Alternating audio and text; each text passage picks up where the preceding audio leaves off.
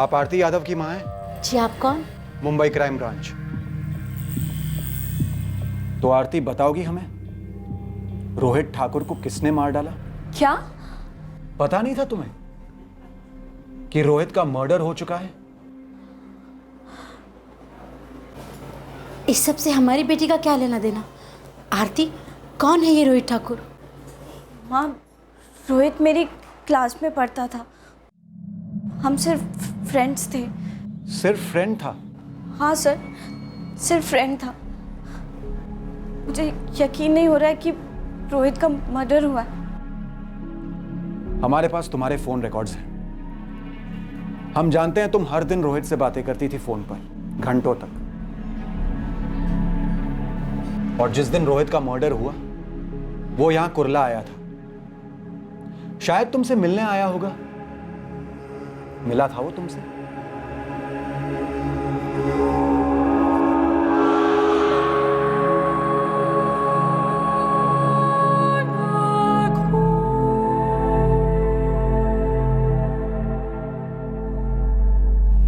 वो सिर्फ फ्रेंड तो नहीं था आरती।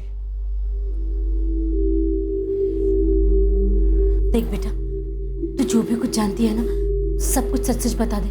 पुलिस वाले हैं, आखिर तेरा क्या लेना देना है रोहित की मौत से? हम एक दूसरे को लाइक करते थे। बॉयफ्रेंड गर्लफ्रेंड थे। आरती, किसी ने तुम्हारे बॉयफ्रेंड को बेरहमी से मार डाला। हम उसके हथियारों को ढूंढ रहे हैं। तुम नहीं चाहती हो कि वो पकड़े जाएं? हमें बता दो, कौन थे वो लोग? मुझे कुछ नहीं पता। उस शाम को हम मिले थे थोड़ी देर के लिए, लेकिन मुझे घर आना था और वो भी अपने घर के लिए निकल गया। तुम्हें कोई अंदेशा था कि उसके साथ कुछ गलत होने वाला है? कोई बात थी, कोई डर था? क्या तुम दोनों किसी बात से डर रहे थे या फिर वो अकेला किसी बात से डर रहा था? नहीं सर, मेरे कहने का मतलब था, जो हुआ वो रोहित के साथ क्यों हुआ? वो इतना अच्छा था। मैं उससे बहुत। वाघ, लड़की पर नजर रखो आप। सर, लड़की काफी हिल गई थी, शायद कुछ जानती होगी। रोहित की चाली में भी एक आदमी को लगा दो। पता करो इस लड़की को लेकर कोई लफड़ा या झगड़ा हुआ था क्या? उम्र भी तो ऐसी थी। गुस्सा नाक की नोक पर रहता है और खून बॉइलिंग पॉइंट पर। होने के लिए तो कुछ भी हुआ हो सकता है, पर ये प्यार मोहब्बत की दुश्मनी है ना, इसीलिए होने के चांसेस ज्यादा है।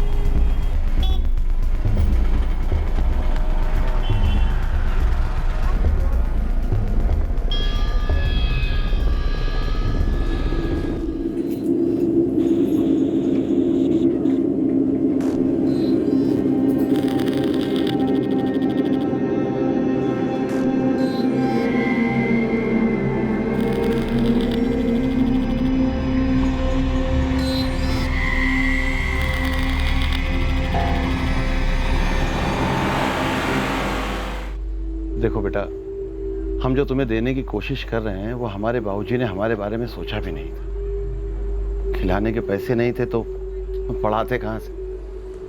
बेटा, तुम किस्मत वाले हो कि तुम्हें पढ़ने का मौका मिल रहा है। थोड़ा फास्ट फॉरवर्ड में बोलेंगे, मतलब जल्दी। देखो बेटा, मेहनत जो है वो फास्ट फॉरवर्ड नहीं हो सकती। मेहनत रोज करनी पड़ती है और लगन से करनी पड़ती। पापा, मैंने फास्ट फॉरवर्ड बोला था, आप तो और ही स्लो मोशन में चले गए।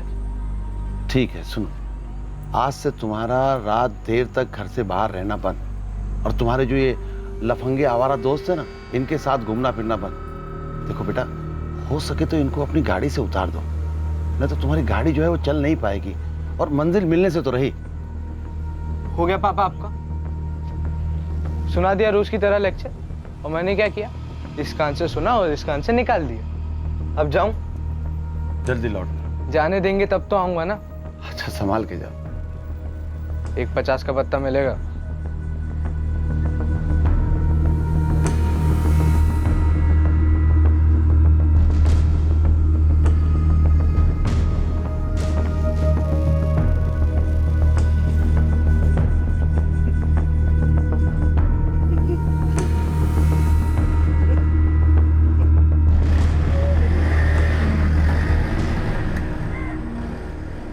जिद्दी था, मुंहफट था, बाप का लाडला था, ये हम जानते हैं उस्मान। कुछ एक्शन की बात बोल। एक्शन की बात तो ये है कि रोहित ठाकुर के खिलाफ एनसी दर्ज है इधर के पुलिस थाने में। वो और उसके दो चचेरे भाई गणेश और विजय ठाकुर, वो दोनों के खिलाफ भी एनसी दर्ज है यहाँ पे। मैटर क्या था? मैटर असॉल्ट का था। किस पर असॉल्ट किया था इन रोहित, विजय और गणेश ने? एक सूरज राणे है, ये उसी चाल में रहता है जहाँ रोहित ठाकुर रहता था, रोहित ठाकुर के घर के पास।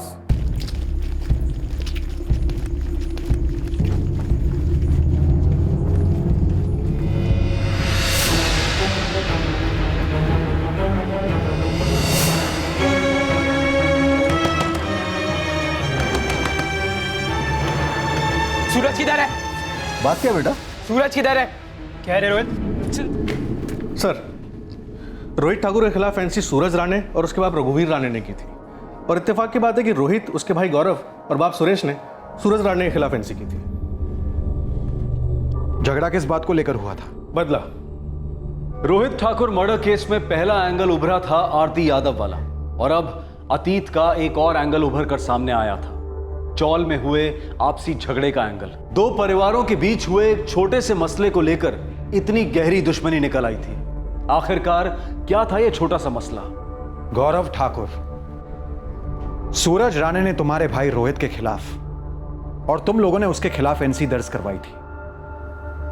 झगड़ा किस बात को लेकर हुआ था? साहब शुरुआत तो सूरज ने की थी। किसकी शुरुआत गौरव?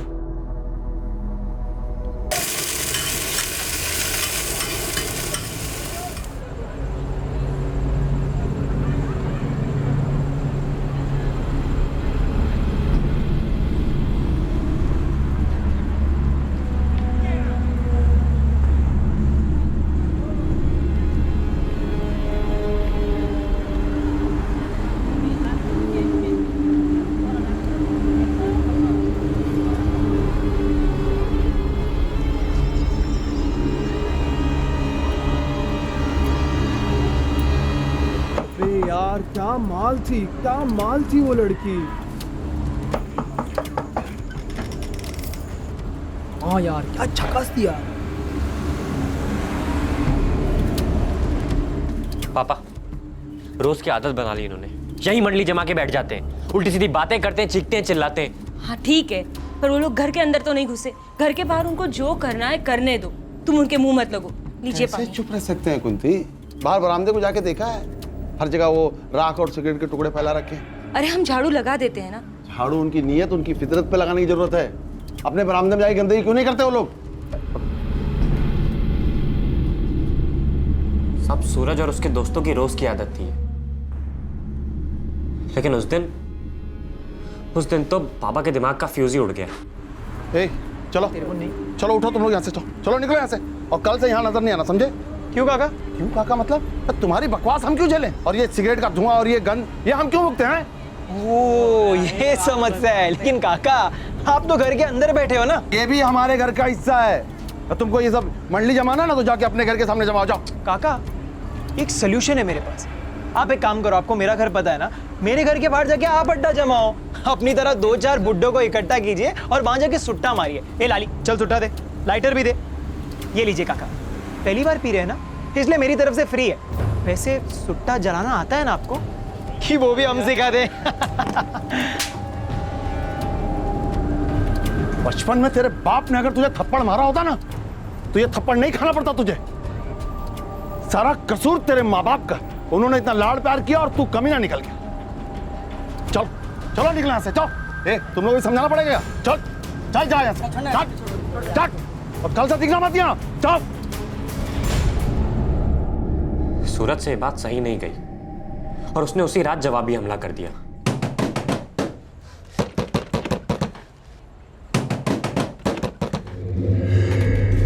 क्या पे 2 टके के रिक्शा ड्राइवर? मेरे बाप ने आज तक मेरे पे हाथ नहीं उठाया और तूने पूरे मोहल्ले के सामने मेरे को थप्पड़ मारा। क्या सोचा था बे? थप्पड़ खा के चुप रह जाऊंगा? तेरी तो चाली दर। क्या हुआ पापा को? सुना कोई झगड़ा हुआ था? सूरज राणे आया था अपने आदमियों के साथ और ये हालत करके गया। तो तुम क्या कर रहे थे? बांसुरी बजा रहे थे? रोहित अपना मुंह बंद रख। कम से कम मैं पापा के पास था और उन्हें बचाने की कोशिश कर रहा था। तू कहाँ था? साहब मैंने रोहित को बुलवाया था, लेकिन सिर्फ इसलिए ताकि पापा को अस्पताल ले जाने में मदद मिल सके। लेकिन वो तो इस तरह से बिना बताए चला गया कि मुझे समझ में ही नहीं आया उसके दिमाग में चल क्या रहा था। रोहित कहाँ है तू? जब रोहित क्लिनिक आया तो उसके साथ गणेश भाई और विजय भाई थे, मेरे चाचा के लड़के। मुझे ऐसा लगा कि पापा की मदद करने के लिए ये इन दोनों को लेके आया है। किसी ने सूरज और उनके घर पर हुई मारामारी का जिक्र नहीं किया? एक शब्द भी नहीं सर। मैंने जैसे ही पापा को अस्पताल में भर्ती कराया तो उन्होंने मुझे बताया ये पुलिस केस है और हमें जाके रिपोर्ट लिखानी पड़ेगी। तो मैं रोहित के साथ विजय भाई और गणेश भाई को लेकर रिपोर्ट लिखाने गए और माँ पापा के पास में ही थी। फिर मुझे पुलिस स्टेशन जाके मालूम पड़ा कि रोहित ने सूरज के साथ क्या किया।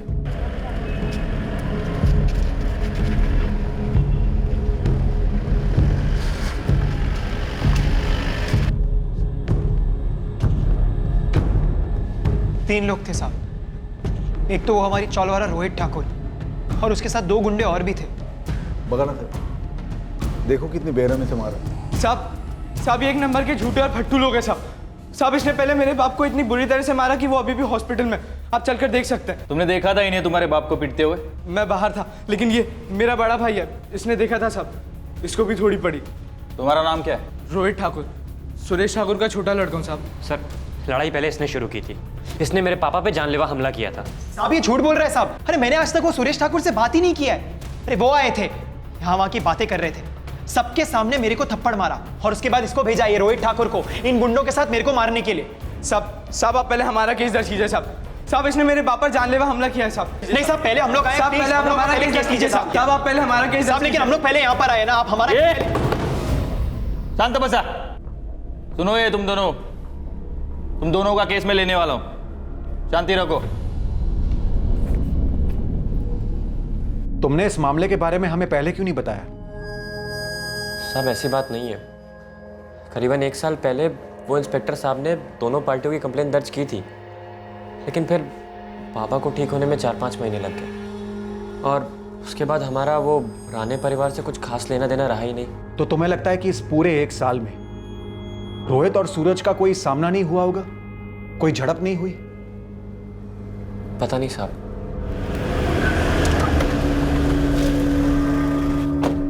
सर सूरज का फोन अभी भी स्विच ऑफ आ रहा है। इतनी कम उम्र में इतना गुस्सा, इतनी भयंकर बदले की भावना कहां से आती है? ताज्जुब होता है।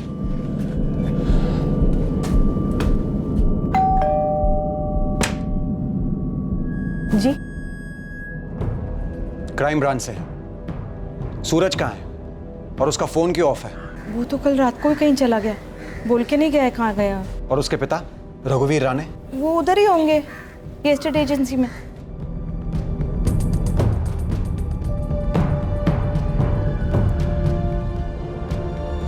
साहब मैं मानता हूं कि मेरा बेटा थोड़ा गुस्से वाला है, लेकिन साहब सूरज कभी किसी का खून नहीं करेगा। रघुवीर जी, आपका बेटा सूरज कल रात से घर नहीं लौटा है। उसका मोबाइल भी ऑफ है। कहां गायब हो गया है आपका बेटा? साहब मैं भी परेशान हूं इस बात से, लेकिन साहब ये सूरज की पुरानी आदत है। वो दोस्तों के साथ कहीं चला जाता है तो रात भर घर पे नहीं आता। कभी कभी तो दूसरे दिन सुबह आता है घर पे। लेकिन साहब आप जैसा सोच रहे हो वैसा कुछ नहीं साहब। साहब मेरे बेटे ने बहुत भुगता है साहब। अब वो बहुत बदल गया है साहब। कौन सा भी बिल में घुस के बैठने दो, अपना नेटवर्क के बाहर नहीं जा सकता। कोई खबर है क्या सूरज का हाथ होने की? अभी तो मैंने मार्केट में बॉल डाला ही है, जैसे ही बॉल टप्पा खाएगा कोई ना कोई तो शॉट जरूर मारेगा। खबर आएगी साहब, पक्का आएगी। लेकिन हाँ एक बात बोलनी थी आपको। क्या बोल रही थी? सूरज का बायोडेटा निकाला है मैंने। इसमें और रोहित में कुछ ज्यादा फर्क नहीं है। दोनों अपनी फैमिली के लाडले बच्चे हैं, एकदम चिड़चिड़े और बिगड़े हुए, किसी की नहीं सुनते। क्या भुगता था आपके बेटे ने और बदल गया का क्या मतलब? साहब, ये आपसे बेहतर कौन जान सकता है। एक बार इंसान जेल के अंदर चला गया तो वो कुछ और ही बनकर बाहर निकलता है। या तो खूंखार आदमी या फिर पछताने वाला इंसान।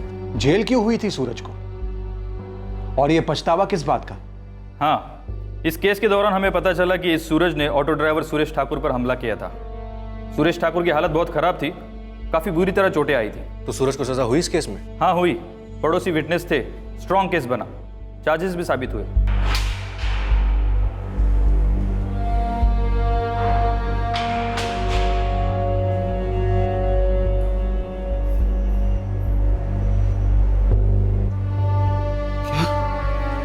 वो जो हुआ था हमारे बीच, इस वजह से मार दिया हमारे रोहित को उन्होंने?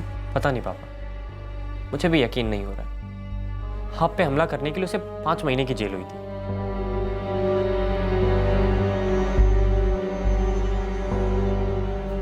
साहब, जेल ने उसे पूरी तरह तोड़ दिया था। जेल की जिंदगी वो झेल नहीं पाया। मैं जब भी उसे मिलने जाता था वो बच्चों की तरह रोता था साहब। बाबा, मैं कुछ भी करने को तैयार हूँ, सुधर जाऊंगा, काम पे लग जाऊंगा, जैसा आप बोलोगे वैसा करूंगा। बस मेरे को यहाँ से बाहर निकालो वरना मैं मर जाऊंगा बाबा। बड़ा रड़ू नकोश, देख मैं तेरी जमानत करने की पूरी कोशिश कर रहा हूँ। बाबा, मैं कसम खाने को तैयार हूँ, आज के बाद कोई गलत काम नहीं करूंगा। प्लीज मेरे को यहाँ से बाहर निकालो बाबा, प्लीज। साहब, 5 महीने बाद मैं उसकी जमानत करवा पाया, लेकिन साहब जब से सूरज घर पर आया है कुछ बदल सा गया है। छोटी छोटी बातों पर पलट कर जवाब देने वाला सूरज अब बिल्कुल शांत हो गया है।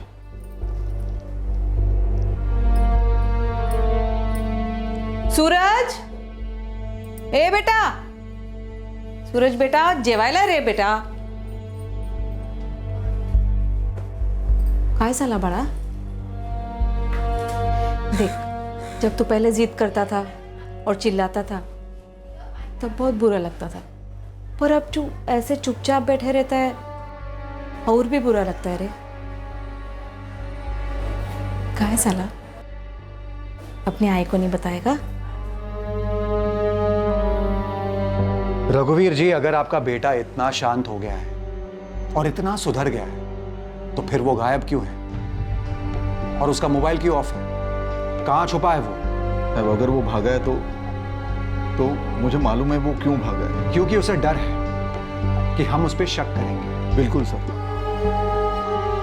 किसी भी सूरत में वो दोबारा जेल नहीं जाना चाहता, और हम उसे किसी भी सूरत में बिना उससे पूछताछ किए उसे खुला नहीं छोड़ सकते। तब आपको कैसे समझाऊं कि सूरज कभी कोई गलत काम नहीं कर सकता? हाँ तो ठीक है ना, एक बार उसे हमसे मिलवा दीजिए।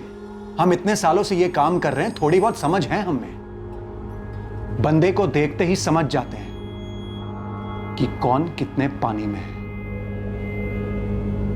साहब, 4 दिन से इस लड़की आरती यादव के आगे पीछे घूम रहा हूं।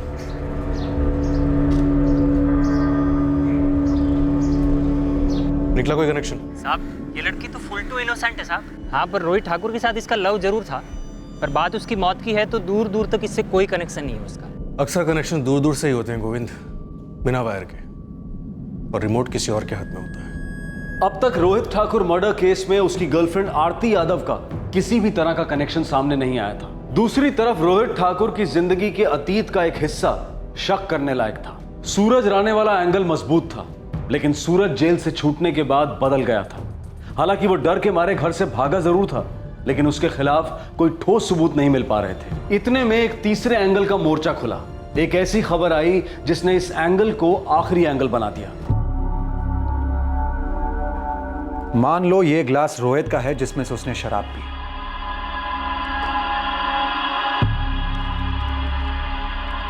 इन दोनों को पहले ही हमें उठाकर निचोड़ लेना चाहिए था।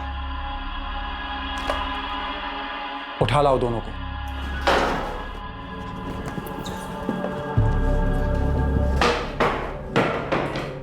क्या है ना, तुम दोनों का हिसाब किताब बिल्कुल उल्टा है। आमतौर पर लोग चोट खाते हैं और फिर सुधर जाते हैं, लेकिन तुम दोनों ने किसी को चोट दी है और अब सुधरने की फिराक में हो। सब हमें जो कुछ भी मालूम था सब आपको बता दिया है। उस दिन चाय पीकर रोहित कहीं चला गया अकेला। येड़ा समझ तो कमला, हमारे पास पक्की खबर है कि उस दिन रोहित चाय की टपरी से अकेला नहीं गया था, 2 लड़कों के साथ था वो।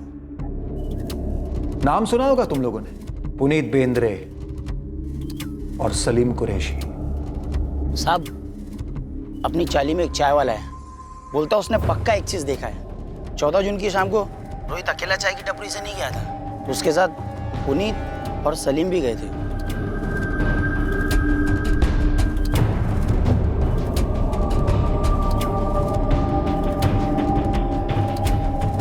और हाँ, एक और बंदा है अपनी चाली में जिसने उस रात के वक्त इन तीनों को पार्क में एक साथ जाते हुए देखा था। अब ना बेटा, तू मुझे पूरी स्टोरी सुना दे एकदम अच्छे से। कुछ भी चेंज हुआ ना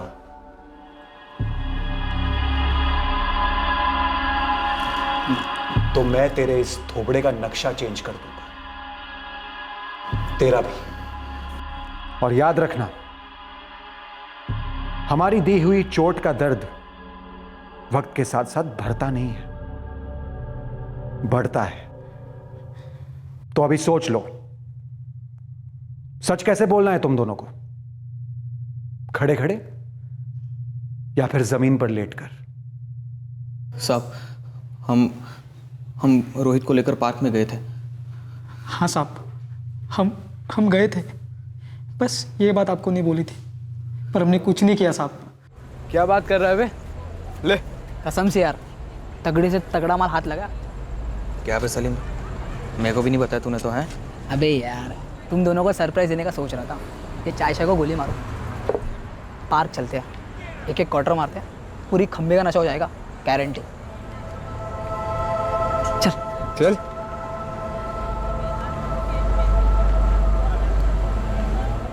एक बात, हमारा काम था सिर्फ और सिर्फ रोहित को पार्क में लेकर आना और पिला के टाइट कर देना। साहब, सॉलिड पछतावा हो रहा है ये सोचकर कि हमने सब क्यों किया। एक दिन नहीं जाता जब रात को रोना नहीं आता कि हमने रोहित के साथ ये सब क्यों किया।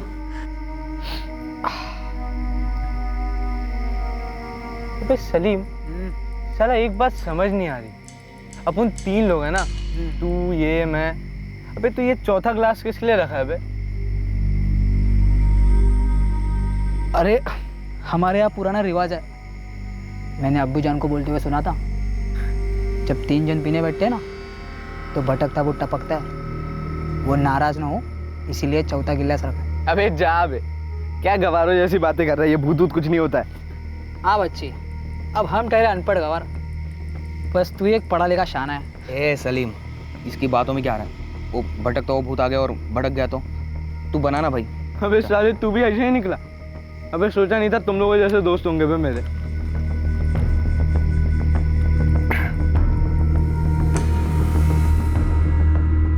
कौन था वो भटकता भूत? भाई साहब, जिसके लिए हम वो काम कर रहे थे, रोहित को पार्क तक लाने का काम, उसे टाइट करने का काम। नाम बोल। वो तुम दोनों का दोस्त है, तुम लोगों पे भरोसा करता है, इसलिए सिर्फ तुम लोग ही उसको मेरे पास अकेला ला सकते हो। और तू क्या करेगा उसके साथ? मार दूंगा। ए एड़ा साला है क्या तू? देख, हो गया होगा तू, लेकिन हम क्रैक नहीं है, समझा तू? अरे पागल हो गया ये। चल रहे सलीम, निकलते हम लोग।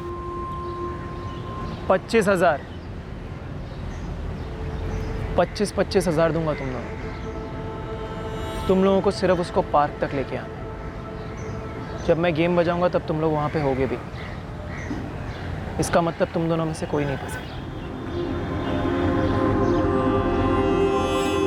साहब, हम दोनों ने पैसों के सामने अपने घुटने टेक दी। साहब, हम उसे पार्क ले गए, उसे पिलाया, लेकिन उसे टच तक नहीं किया साहब।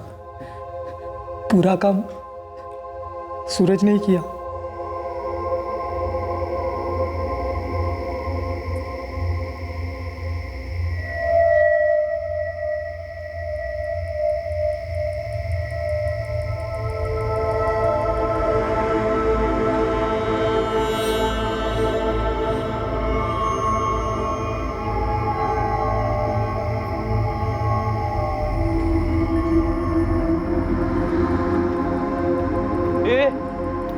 तू क्या कर रहा है इधर?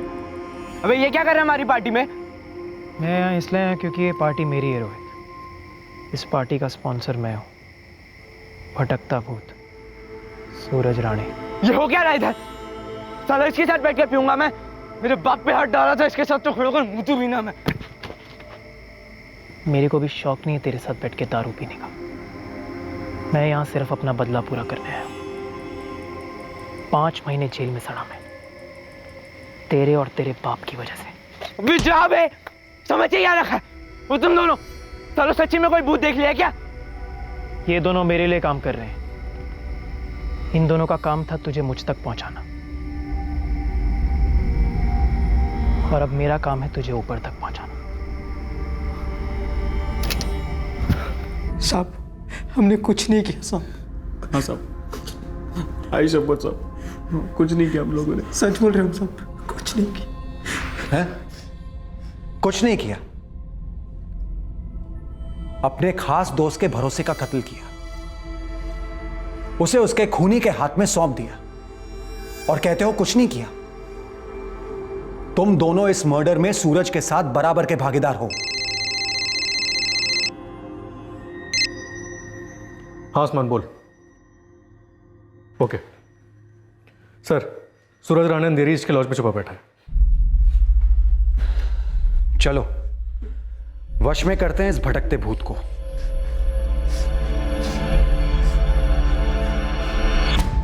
साहब, मेरे पुनीत को छोड़ दो। अभी अभी वो मेरे काम में हाथ बटाने लगा है और दारू भी नहीं पी रहा है। हाँ साहब, मेरे सलीम ने भी नशा छोड़ दिया है। ईमान से मैकेनिक का काम कर रहा था साहब। सालों बाद हमारी जिंदगी पटरी पर आई है। मेरा बेटा काम कर रहा है, पैसा कमा रहा है, अपने भाई बहनों का ख्याल रख रहा है। छोड़ दो उनको साहब, छोड़ दो। कैसे छोड़ दूं? उन दोनों ने अपने खास दोस्त रोहित को इतना बड़ा धोखा दिया। उसके माँ बाप उसके भाई को गहरी चोट पहुंचाई, और वही चोट घूम फिर के उनको मिल रही है, और अब आप लोगों को मिलेगी। चोट देने वाले को चोट खाने के लिए तैयार रहना पड़ता है। वो कहते हैं ना, जैसी करनी वैसी भरनी।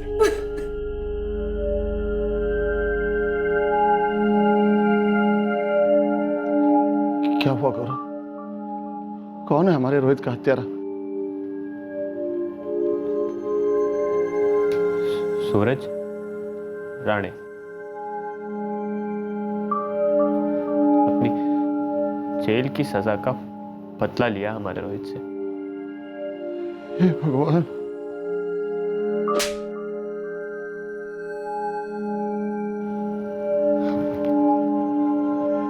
एक थप्पड़ कहां से कहां चला गया,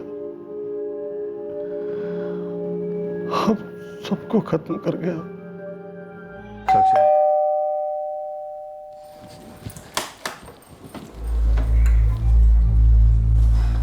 काय झालं? कुछ पता चला सूरज का? अहो, तुम्ही काही बोलत का नाही?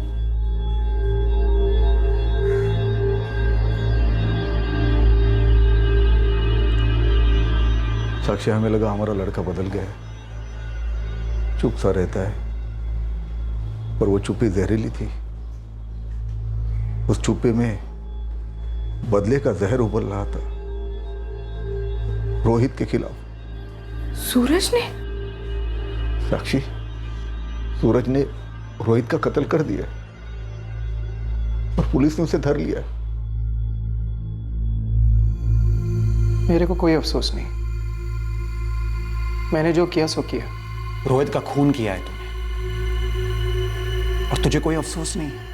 उसने मेरे को जेल भेजा, उसके बाप ने सबके सामने मेरे को थप्पड़ मारा, इसलिए मैंने उसके बाप को मारा। फिर वो रोहित ने मेरे को धो डाला, तब तक हिसाब किताब बराबर था, लेकिन फिर उसके बाद मेरे को जेल हुई। 5 महीने मेरी जिंदगी नरक हो गई। 5 महीने, क्या वो जायज था? भयंकर सजा थी। इसके लिए मेरे को अभी अपना बदला मिल गया। तुझे लगता है रोहित को मारकर तेरा बदला पूरा हो गया? उसने मेरे को चोट दी, मैंने उसको चोट वापस लौटा दी, हिसाब बराबर। बदले का हिसाब कभी पूरा हुआ है आज तक सूरज? तूने खुद को चोट दी है, इस बात को गिना तूने अपने इस बदले के हिसाब में। अब तुझे सजा होगी और जेल में यह चोट दिन ब दिन बढ़कर नासूर बनेगी। और तूने अपने मां बाप को जो चोट दी है उसका क्या? उनका जीना दुश्वार हो गया है। अब वो दिन ब दिन ना सिर्फ तेरी याद में तड़पेंगे बल्कि इस पछतावे में जलेंगे कि उन्होंने तुझे इतना लाड क्यों दिया, एक इंसान को हैवान क्यों बनने दिया। Shame on you Suraj, shame on you.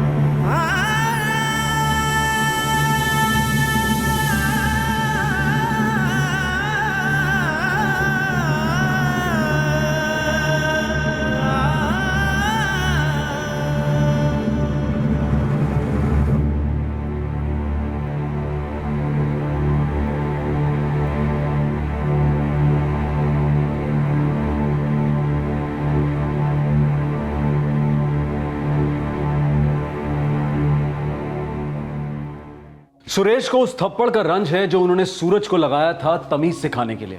उन्हें लगता है कि उन्होंने गलती की और उसी की वजह से उन्होंने अपने लाडले बेटे रोहित को खो दिया। सूरज के पिता रघुवीर को दुख है कि काश उन्होंने बचपन से ही सूरज के गुस्से को सही ढंग से काबू में कर दिया होता।